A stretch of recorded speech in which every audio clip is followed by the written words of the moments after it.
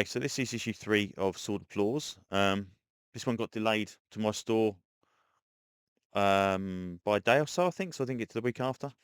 So that's why we're a little bit late on this one.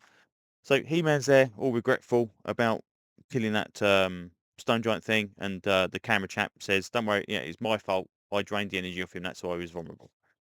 Meanwhile, they talk about the horse. It's like, oh, Stridor is okay. Is it the Stridor? I thought it was actually a thing, but it's not. It's a seems to be a generic thing rather than a monster, like a unique character. But Battle Bones resurrects, and that seems to be a thing. Anyway, so they're all doing this stuff. I don't remember. This must have been a thing that Man at Arms got later on with all these big armor stuff. But anyway, off they go looking for the rest of this these sort of flaws. Meanwhile, back in the past, Orko and the sorceress are following what's going on here, and it's quite cool. They do this quite nice way of drawing the characters so that they look like holograms, as it were.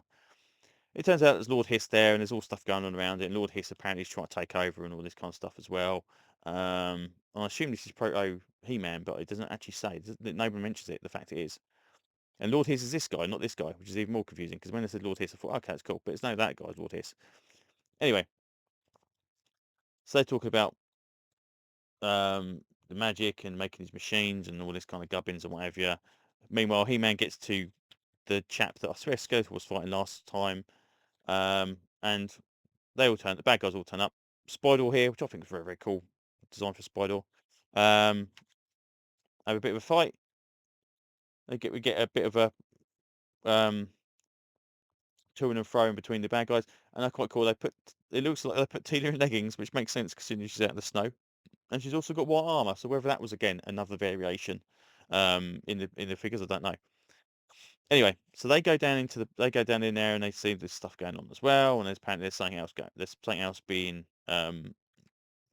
missing. Apparently, Hiss is trying to take over and use the power of Grayskull to become the most powerful man in the universe. Which again, we know that's not going to happen. So I don't know why that guy's there. That looks like Proto He-Man. Anyway, so He-Man and Skeletor are having a bit of a scrap. Um, He-Man destroys his staff, which he doesn't look very happy about. But Evelyn's having a bit of a scrap with Man at Arms, and they've seen the purple sword, and I don't quite know why it took so long to get there. Anyway, they get it. He-Man delves in to get it. Battle Cat goes up to give him what for, but unfortunately he's stabbed, and He-Man Skeletor transforms into this new version. I don't know if it's purely from the sword or because he's killed someone with the sword, which seems to possibly be the reason for it. Anyway, back in the past, this guy who's apparently making this stuff, who's doing all this stuff at Engie, apparently he's the guy that crafted the sword to protect against the power of Grayskull in case it gets subverted. It would seem to be the case. I would seem to suggest. I'm not exactly too sure, because if it's not, all these people they seem to be pretty bad. The idea that you've got all these people meeting up. Oh yeah, we're really nice together, and then they kind of these guys are backstabbing.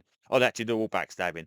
So hopefully this guy's doing it for a reason. That if Hiss got hold of the sword of the original sword, the Grayskull sword, and it was subverted, then they could use that sword to beat him.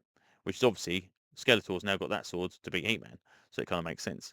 So yeah, so all in all, decent. Yeah, again, same praise I can give it last time. All the characters feel like they should do. The designs are really, really nice. The artwork's really, really nice. It feels like a classic He-Man story. And I believe we're getting an ongoing of this after this is finished. So we'll see if we continue with that, depending on who's drawing it and who's writing it.